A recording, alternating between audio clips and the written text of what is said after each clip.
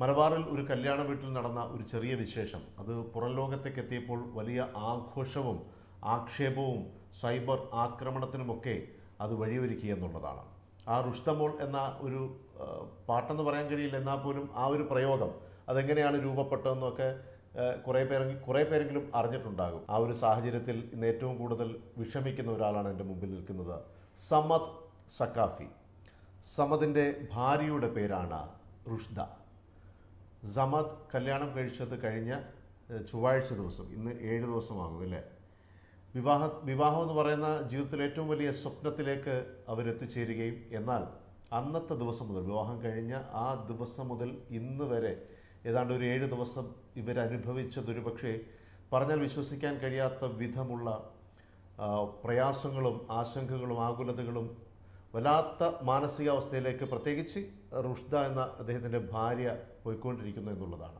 ആദ്യമായിട്ടാണ് മലയാളികൾക്ക് മുമ്പിലേക്ക് സമദ് സംസാരിക്കാനായി എത്തുന്നത്. ആ ദിവസം നടന്നത് എന്താണ്, ഇന്ന് വരെ നിങ്ങൾ നേരിട്ടതും അതിൻ്റെ യാഥാർത്ഥ്യവും എല്ലാം വ്യക്തമായിട്ടൊന്ന് പറയുക. ഒരു വ്യക്തിയുടെ ഏറ്റവും വലിയ ഒരു ആഗ്രഹമാണ് കല്യാണം എന്നുള്ളത്. അതെ. അപ്പോൾ ഈ കല്യാണമൊക്കെ നല്ല ഭംഗിയായി നടത്താനും ഈ കല്യാണം എങ്ങനെ നടത്തണം എന്നുള്ളതും ഓരോ സ്വപ്നങ്ങളാണ് ഓരോരുത്തരുടെ. അതെ. അതിൽപ്പെട്ട എൻ്റെ ഏറ്റവും വലിയ സ്വപ്നമായിരുന്നു, ഞാൻ ഈ പാട്ടിൻ്റെ മേഖലയിലൊക്കെ ഉണ്ടായതുകൊണ്ട് ഞാൻ ഒരുപാട് സദസ്സ് നേതൃത്വം കൊടുക്കാൻ. പാട്ടെന്ന് പറയുമ്പോൾ അതും കൂടെ ഒന്ന് വിശദമായി പറയണം. മധുഹ് ഗാനങ്ങളാണ് കേട്ടോ. അതെ അതെ. ആ മധുഹ് ഗാനങ്ങളും പാടി ഒരുപാട് വേദികളിൽ കേരളത്തിലും പുറത്തുമൊക്കെ ആയിട്ട് സഞ്ചരിച്ചിട്ടുള്ള ഒരു വ്യക്തി കൂടിയാണ്.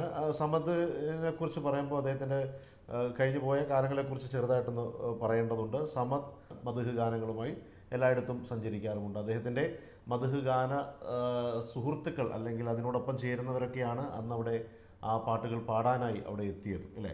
ബാക്കി പറയും. അങ്ങനെ മധുഹിൻ്റെ മേഖലയിൽ ഞാൻ ഉണ്ടായതുകൊണ്ട് എനിക്ക് അതുമായി ബന്ധപ്പെട്ട ഒരുപാട് സുഹൃത്തുക്കളുണ്ട്. അപ്പോൾ അവരൊക്കെ കല്യാണമാകുമ്പോൾ എല്ലാവരും കല്യാണത്തിലേക്ക് ക്ഷണിച്ചപ്പോൾ ക്ഷണം സ്വീകരിച്ച് എല്ലാവരും എത്തിപ്പെട്ടു. അങ്ങനെ അൽഹംദുലില്ലാഹ് ഒരുപാട് ആളുകൾ നല്ല രൂപത്തിൽ പാട്ടൊക്കെ പാടി നല്ല ഉഷാറാക്കി പരിപാടി അവതരിപ്പിച്ചു തന്നു. അതിൽ നമ്മൾ സുഹൃത്തിൽപ്പെട്ട ഈ പാട്ടിൻ്റെ മേഖലയിലുള്ള നമ്മളൊരു സുഹൃത്ത് തന്നെ മൂപ്പർക്ക് നമ്മളെ ഒരു ഫ്രണ്ടിൻ്റെ കല്യാണമല്ലേ, അപ്പോൾ ഒന്ന് ആവേശമാക്കി പാടാന്നുള്ള നിലക്ക് മൂപ്പര് കുറച്ച് ആവേശം കൂട്ടി പാടി.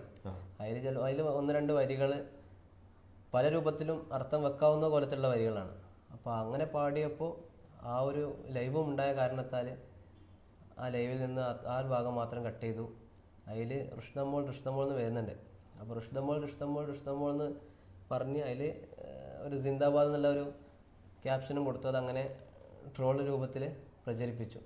ആ പ്രചരണം ഉണ്ടായതോടുകൂടെയാണ് ഇത്രയും വലിയൊരു വിഷമത്തിലേക്ക് നമ്മൾ ഇരയായത്. ലഭിക്കുമ്പോഴും ആലോചിക്കേണ്ടത് അതെല്ലാം ഒരു പെൺകുട്ടിയുടെ പേര് വെച്ചിട്ടാണ്.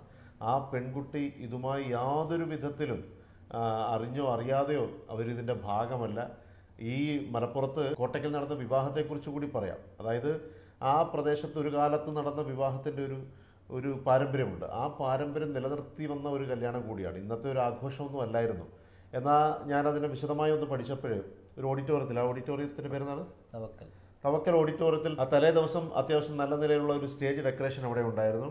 എന്നാൽ പിറ്റേ ദിവസം സമദിൻ്റെ വിവാഹം നടക്കുന്നത് കൊണ്ട് തന്നെ അവർ സമദിൻ്റെ വിവാഹത്തിന് വേണ്ടി അത് വിട്ടുകൊടുക്കുകയായിരുന്നില്ലേ. അതായത് വലിയ ചിലവൊന്നും ഇല്ലാതെ തന്നെ ആ മണ്ഡപത്തിൽ വെച്ച് തന്നെ വിവാഹം നടത്തിയെന്നുള്ളതല്ലാതെ സമദിൻ്റെ കയ്യിൽ ഒരുപാട് പൈസയോ അല്ലെങ്കിൽ സമദിൻ്റെ വീട്ടുകാരുടെ കയ്യിൽ ഒരുപാട് പൈസ ഉള്ളതുകൊണ്ട് ആഡംബര കല്യാണവും നടത്തിയതോ വലിയ പാട്ടാഘോഷമൊന്നും നടത്തിയതൊന്നും അല്ലെന്നാണ് ഞാൻ മനസ്സിലാക്കിയിട്ടുള്ളത്. സമദിൻ്റെ വീട്ടുവിശേഷം പറഞ്ഞാൽ എനിക്ക് തോന്നുന്നു സമദിന് സ്വന്തമായി വീടില്ല എന്നാണ് അല്ലേ. സമദിന് സ്വന്തമായി ഒരു ഭവനം പോലും ഇല്ല. അദ്ദേഹം ആ നിലയിൽ ജീവിച്ചു പോകുന്ന, ആഘോഷിക്കാനോ അല്ലെങ്കിൽ ആഡംബരം കാണിക്കാനോ ഒന്നും നിവൃത്തിയില്ലാത്തൊരു മനുഷ്യൻ കൂടിയാണ്.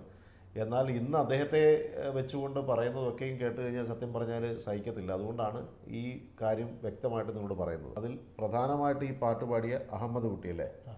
ഈ അഹമ്മദ് കുട്ടിയെക്കുറിച്ച് മനസ്സിലാക്കുമ്പോൾ അദ്ദേഹം ഈ മധുഹ് ഗാന രംഗത്ത് വളരെ പ്രശസ്തനായിട്ടുള്ളൊരു പാട്ടുകാരനാണ്. അല്ലാതെ പെട്ടെന്നൊരു പാട്ടുകാരനായതല്ല, വളരെ പ്രശസ്തനായ ഒരു പാട്ടുകാരൻ.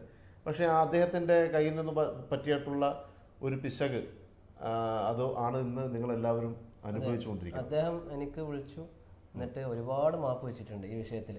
കാരണം മൂപ്പര് പാടിയ കാരനാണല്ലോ ഇത്രയും ആളുകളിടയിലേക്ക് എത്തിയത്.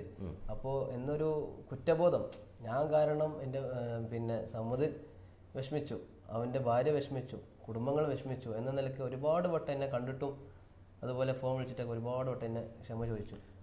അതെ, ഇത് ഒരുപക്ഷെ ഇതിനെക്കുറിച്ചൊക്കെ അറിയാൻ ശ്രമിച്ചു കഴിഞ്ഞാൽ ഇതൊന്നും വലിയ തെറ്റായിട്ട് പറയാൻ കഴിയുന്നില്ല. കാരണം ഞാൻ ഒരു ഗൾഫിലൊക്കെ ഒരുപാട് വർഷം നിന്ന ഒരാളായതുകൊണ്ട് തന്നെ മലബാറിലൊക്കെ ഉള്ള ഒരുപാട് സുഹൃത്തുക്കളുണ്ട്. അവിടെയൊക്കെ എന്തെങ്കിലും ഒരു ചെറിയ ആഘോഷം നടന്നാൽ പോലും ഇങ്ങനെയുള്ള പാട്ടുകൾ, മദ്ഹ് പാട്ടുകളൊക്കെ ഉണ്ടാക്കുമ്പോൾ ഈ ചെറുക്കൻ്റെ പേരോ പെൺകുട്ടിയുടെ പേരോ അല്ലെങ്കിൽ വീട്ടുപേരോ അങ്ങനെയുള്ള പേരുകളൊക്കെ ചേർത്ത് അതിനകത്തൊരു ചെറിയ തമാശകൾ ഉണ്ടാകുന്നത് സർവ്വസാധാരണമായൊരു കാര്യമാണ്. അത് പറഞ്ഞു വരുമ്പോൾ അല്ലെങ്കിൽ ചൊല്ലി വരുമ്പോൾ ചിലപ്പം അതിന് കുറച്ച് ഓരോ സദസ്സിന് അനുസരിച്ച് ചിലപ്പോൾ കൈവിട്ടു പോകും. വേഷം ഒക്കെ പാടെ നോക്കും. അതെ അതെ, അങ്ങനെ സംഭവിച്ചിട്ടുള്ളൊരു കാര്യമായാണ് നമ്മളത് മനസ്സിലാക്കേണ്ടത്. എന്നാൽ ഇതിനൊക്കെ കാരണമായിട്ടുള്ളത് ഇവരുടെ വേഷം തന്നെയാണ്. ആ വേഷം തന്നെയാണ് ഇതിനൊക്കെ കാരണമായിട്ടുള്ളത്. ആ വേഷം ഇട്ടുകൊണ്ട് ഈ നിലയ്ക്ക് പാടി ഒരു സമുദായത്തെ അല്ലെങ്കിൽ ആ വേഷം ഇടുന്ന അല്ലെങ്കിൽ ആത്മീയമായി ജീവിക്കുന്ന ഒരുപാട് പേരെ ആക്ഷേപിച്ചു എന്നുള്ളതാണ് നിങ്ങൾ കേൾക്കേണ്ടി വന്നിട്ടുള്ളത്, കേട്ടുകൊണ്ടിരിക്കുന്നത് അല്ലേ? അതിനെക്കുറിച്ച് പറയാം. അതായത് നിങ്ങളെ ഏറ്റവും കൂടുതൽ വിമർശിക്കുകയും ആക്ഷേപിക്കുകയും ചെയ്തവരിൽ മതപണ്ഡിതന്മാരുണ്ട്. അതിൽ കാരണമുണ്ട്, വ്യക്തമായിട്ട് അവർ പറയുന്നുണ്ട്, അല്ല വെറുതെ അല്ല, അവർക്കത് വേദനിച്ചിട്ടുണ്ടായിരിക്കാം. എന്താണ് അതിനെക്കുറിച്ച് പറയാനുള്ളത്? മതപണ്ഡിതന്മാരെ കുറിച്ച് പറയണമെങ്കിൽ അവർ പണ്ഡിതോചിതമായിട്ടുള്ള ശൈലിയിൽ നല്ല രീതിയിൽ തന്നെ അവർ നമുക്ക് വിഷയങ്ങളൊക്കെ പറഞ്ഞു തന്നു. അതൊക്കെ നമ്മൾ ഉൾക്കൊണ്ടിട്ടാണ് സംസാരിക്കുന്നത്. എന്നാൽ സമതിൻ്റെ ഒരുപാട് ചിത്രങ്ങളൊക്കെ പലരും തെറ്റിദ്ധരിച്ചും സമതിൻ്റെതായിട്ടുള്ള പടങ്ങളൊക്കെ വന്നിട്ടുണ്ടെങ്കിലും ആ വൈഫിൻ്റെ റുഷ്ദയുടെ ചിത്രങ്ങളൊന്നും ആർക്കും കിട്ടില്ല. കാരണം ഒരാൾക്കൊരു ഫോട്ടോ പോലും എടുക്കാൻ കഴിയാത്ത വിധം വളരെ മാന്യമായി നടന്നിട്ടുള്ളൊരു വിവാഹമാണ്. ആ വിവാഹത്തെക്കുറിച്ചാണ് ചില വ്യക്തികൾ ഇവരെ ആക്രമിച്ചത്. പെൺകുട്ടിയെ അണിഞ്ഞൊരുങ്ങി എല്ലാവരെയും കാണിക്കാൻ വേണ്ടി മുന്നിലേക്ക് നിർത്തിയെന്നൊക്കെ പറയുന്ന വിധത്തിൽ. അതൊക്കെ സമതിനെ സംബന്ധിച്ച്, ഒരു ചെറുപ്പക്കാരെ സംബന്ധിച്ച് എത്രത്തോളം വേദന ഉണ്ടാക്കുമെന്നുള്ളത് മനസ്സിലാക്കണം. ആ പെൺകുട്ടിയെ സംബന്ധിച്ച്, ആ കുടുംബത്തെ സംബന്ധിച്ച്. അപ്പം നമ്മൾ ബാക്കി പറ. അതെ, ഒരു പെൺകുട്ടി പറഞ്ഞല്ലോ, ഒരു പെൺകുട്ടി എന്ന് പറയുമ്പോൾ അവളവളെ ഉമ്മാനെ, സ്വന്തം വീട് എല്ലാം ഒഴിവാക്കി വേറെ പുതിയ വീട്ടിലേക്ക് വരുമ്പോൾ അപ്പോഴുള്ള മാനസികാവസ്ഥ, കാരണം എന്തായിരിക്കും ഇവിടെ, എങ്ങനെ ഇനി ജീവിക്കുക, പുതു വീടല്ലേ, അങ്ങനെയുള്ള മാനസികാവസ്ഥ ഉണ്ടായിരിക്കെ ആ കല്യാണം കഴിഞ്ഞത് മുതൽ ഓരോ നിമിഷം ഇങ്ങനെ കഴിയുന്തോറും ഓരോ പുതിയ പുതിയ റീൽസുകളും ഷോർട്സുകളും ഇങ്ങനെ ഇറങ്ങിക്കൊണ്ടിരിക്കല്ലേ. നമ്മൾ എത്ര കാണണ്ടെന്ന് വിചാരിച്ചാലും ഫോൺ വിളിച്ചിട്ട് പോലും പറയണേ വാട്സപ്പ് എടുത്ത് നോക്കും, ഞാൻ ഒരു സാധനം വിട്ടിട്ടുണ്ട്. അങ്ങനെ അറിയാതെ പോലും നമ്മൾ എടുത്തു പോയി നോക്കും. അങ്ങനെ നോക്കുമ്പോൾ നമ്മളെന്തായാലും വിഷമിച്ചു പോവല്ലോ. ആ നിലക്കായിപ്പോയി. കാരണം ഓരോ ദിവസം പിറ്റേ ദിവസമാണ് നമ്മളെ ഈ പ്രിയപ്പെട്ട നൗഷാദ് ബാക്കവി ഉസ്താദിൻ്റെ വയല് കേൾക്കുന്നത്. ആ വയലിലാണ് ഉസ്താദ് നേരിട്ട് ആ സദസ്സിലുള്ള പോലെയാണ് ഉസ്താദ് സംസാരിക്കുന്നത്. ഞാൻ ഇതുമായി ബന്ധപ്പെട്ട് കുറേ വീഡിയോകൾ ഞാൻ പിന്നീട് കണ്ടപ്പോഴൊക്കെ മനസ്സിലാക്കുന്നത് ഈ പറയുന്നവരൊക്കെയും ഈ സദസ്സിലുണ്ടായിരുന്നു എന്ന നിലയിലാണ് പറയുന്നത്. നിങ്ങളൊക്കെ ആലോചിക്കേണ്ടത്, നിങ്ങൾക്ക് അത് പറഞ്ഞപ്പോൾ നിങ്ങൾക്ക് ഒരുപാട് കാഴ്ചക്കാരെ കിട്ടി, ഒരുപാട് ആളുകളത് കണ്ട് വലിയ രീതിയിൽ നിങ്ങൾക്ക് ബെനിഫിറ്റ് ഉണ്ടായിട്ടുണ്ട്. പക്ഷേ നിങ്ങൾ ആലോചിക്കേണ്ട ഒരു കാര്യമുണ്ടായിരുന്നു. നമ്മൾ അറിയാത്ത കാര്യങ്ങൾ പറയുമ്പോൾ, പണ്ഡിതന്മാരാണ്, വാഗ്മിയാണ്, ആത്മീയ ചിന്തകരും പ്രഭാഷകരും ഒക്കെ ആയിരിക്കാം, പക്ഷേ നിങ്ങൾ ഒരുപാട് കാര്യങ്ങൾ ശ്രദ്ധിക്കണമായിരുന്നു. സഹോദരിയുടെ അവസ്ഥ സത്യം പറഞ്ഞാൽ കേട്ടെടുത്തോളം വല്ലാണ്ട് പ്രയാസമായിട്ടുണ്ട്. കാരണം അവർ ഇന്ന് സന്തോഷത്തിൻ്റെ ഒരു വലിയ നിമിഷങ്ങളിലൂടെ കടന്നു പോകേണ്ട അവരിന്ന് കരഞ്ഞ് തീർക്കുകയാണ് അവരുടെ ഓരോ നിമിഷങ്ങളും ദിവസങ്ങളും. അതിന് ഇനിയെങ്കിലും ഒരു പരിഹാരം ഉണ്ടായേ പറ്റൂ. ഇനിയിപ്പം നിലവിൽ ഒരുപാട് ആക്ഷേപങ്ങൾ നിങ്ങൾ കേൾക്കേണ്ടി വന്നു. അതെ, ഈ പ്രഭാഷണം നടന്നതിന് ശേഷം ആണ് അവൾക്ക് കൂടുതൽ വിഷമം നമ്മൾ കണ്ടത്. അതായത് മറ്റുള്ളവരെന്തും പറഞ്ഞോട്ടെ, നല്ല അറിവുള്ള പണ്ഡിതന്മാരെ എങ്ങനെ പറയുമ്പോൾ എന്ന നിലയ്ക്ക് അവൾ കുറെ കരഞ്ഞു. അത് അന്ന് കരഞ്ഞ് പിറ്റേന്ന് തന്നെ മൂപ്പര് ഇങ്ങോട്ട് ഒന്നും പറയാതെ തന്നെ എന്നെ പൊരുത്തപ്പെടുക ചെയ്ത് ആ നല്ലൊരു മനസ്സ് മൂപ്പര് കാണിച്ചു. ഉസ്താദേ മോനെ, ഞാനിങ്ങനെ അറിയാതെ പലയിടത്തുനിന്ന് കേട്ടിട്ട് പറഞ്ഞു പോയതാണ്, എനിക്ക് പുറത്തു തരണം എന്ന നല്ലൊരു മനസ്സ് ഉസ്താദ് കാണിച്ചു. വിളിച്ചല്ലേ? ഞാനവിടെ പുറത്ത് നിൽക്കായിരുന്നു. മൂപ്പര് പാട്ടൊക്കെ പാടി കഴിഞ്ഞു. ഞാൻ ഇറങ്ങി പോകണമെന്ന് യാത്ര പറയണം.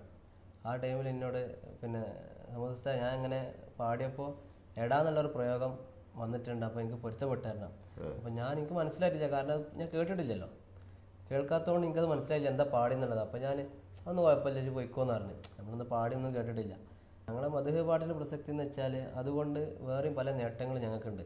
ഇപ്പോൾ മുസ്ലിമീങ്ങളാവുമ്പോൾ മുസ്ലിമീങ്ങളുടെ വിശ്വാസം അനുസരിച്ച് നമുക്ക് മദ്ഹ് എന്നുള്ളത് നമ്മുടെ പ്രവാചകൻ മുത്തനബി സല്ലല്ലാഹു അലൈഹി വസല്ലമ തങ്ങളുടെ അവിടുത്തെ വർണ്ണിക്കുക, അവിടുത്തെ മദ്ഹ് പറയാം എന്നുള്ളതാണ്. അപ്പോൾ അവിടുത്തെ മദ്ഹ് പറയലും പാടലും കേൾക്കലും ഒക്കെ നമുക്കൊരു വലിയ പുണ്യകർമ്മമാണ്.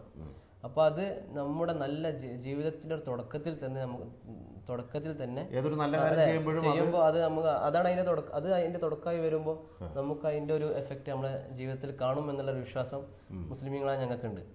അപ്പോൾ ആ നിലക്കാണ് ഇങ്ങനെ സദസ്സ് നമ്മൾ സംഘടിപ്പിക്കുന്നത്. അതിന് പുറമെ ഈ ലൈവ് അത് എന്നും നമുക്ക് ഓർമ്മയ്ക്കായി കാണാം, ഏത് ടൈമിലും വേണമെങ്കിൽ എടുത്ത് നോക്കാം എന്ന നിലക്ക് മാത്രമാണ് ഈ ലൈവ് എന്നുള്ളൊരു സംഭവം നമ്മൾ ചെയ്തു വെച്ചിട്ടുള്ളത്. അതിലൂടെ എത്രയും വലിയൊരു ദുരന്തത്തിലേക്ക് എത്തും എന്നുള്ളത് നമുക്ക് അറിയില്ല, ആരും പ്രതീക്ഷിക്കൂലല്ലോ. കഴിയുന്തോറും ഓരോ രൂപത്തിലേക്ക് ഇത് വൈകൃതമായിട്ട് എന്തിനാണ് സത്യം പറഞ്ഞാല് എത്രത്തോളം എന്ന് വെച്ചാല് ഒരു സ്കൂളോ മദ്രസോ അല്ലെങ്കിൽ മദ്രസ പോലത്തെ സ്ഥാപനങ്ങളിൽ റുഷ്ദ എന്ന പേരുള്ള ചെറിയ മക്കളുണ്ടെങ്കിൽ പോലും അതിനെ മാറ്റി നിർത്തി കളിയാക്കുന്ന ഒരു അവസ്ഥയാണ്. കാരണം അങ്ങനെ ഒരു കുട്ടി ആ റുഷ്ദ എന്ന പേരുള്ള കുട്ടിയെ പോലും മാറ്റി നിർത്തി കളിയാക്കുക, റുഷ്ദ മോൾ എന്ന് പറഞ്ഞിട്ട് മറ്റുള്ള കുട്ടികളൊക്കെ. അപ്പോൾ ആ കുട്ടിയുടെ മനസ്സിന്റെ വേദന എത്ര ഉണ്ടാവും? ആ കുട്ടിയൊന്നും ചെയ്തിട്ടില്ലല്ലോ. അതേ അവസ്ഥയാണ് ഞങ്ങളുടെ അവസ്ഥ.